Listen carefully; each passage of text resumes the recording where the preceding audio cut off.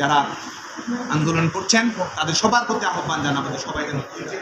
পরিচয় দেয় এবং বিচার বিভাগীয় পর্যবেক্ষণ রয়েছে সেটির জন্য অপেক্ষা করে এবং শিক্ষা প্রতিষ্ঠানের স্বাভাবিক পরিবেশটা যেন ফিরিয়ে নিয়ে আসে। আমরা ক্লাস করব, আমরা পরীক্ষায় ফিরবো, আমরা লাইব্রেরিতে সময় দেবো, আবাসিক হলগুলোতে শিক্ষার পরিবেশ অক্ষুণ্ণ রাখবো, আগামী দিনে স্মার্ট সিটিজেন হওয়া তৈরি করবো। শিক্ষার্থীদের যদি কোনো যৌক্তিক উপায় থাকে, যৌক্তিক বক্তব্য থাকে, শিক্ষার্থীরা আমরা মনে করি সেটি যৌক্তিক বক্তব্য প্রদান করার বিকল্প উপায় রয়েছে। সেখানে যদি আমরা দিনের পর দিন যদি আমরা অবরোধ তৈরি করি, দিনের পর দিন যদি আমরা ব্লকেট তৈরি করি, গোটা ঢাকা শহরকে যদি আমরা নাগরিকদের জন্য দুর্বিষহ যন্ত্রণার কারণ বয়ে নিয়ে আসি এবং যেখানে আমরা শিক্ষা প্রতিষ্ঠানের অভ্যন্তরেই কোনো ধরনের